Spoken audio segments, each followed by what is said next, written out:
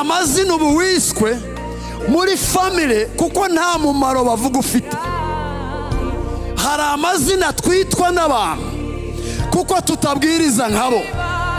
Hari amazina twitwa n'abo mukorana mu kazi. Hari amazina bakwita zezenge, umupeti muri gemu, ngo nuko wanze kwiba amafaranga nkabo.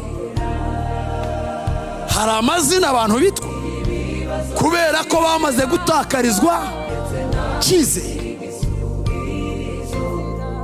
Ubakubatije ngo waje guca umuryango ngo nuko utaratwita, ariko ngo ufite inkuru nziza.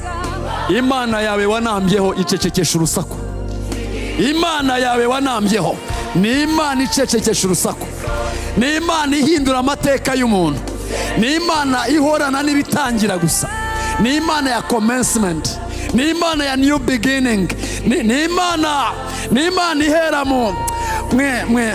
mwitangira ikamenya iherezo ry'ikintu. Ni Imana icecekesha urusaku.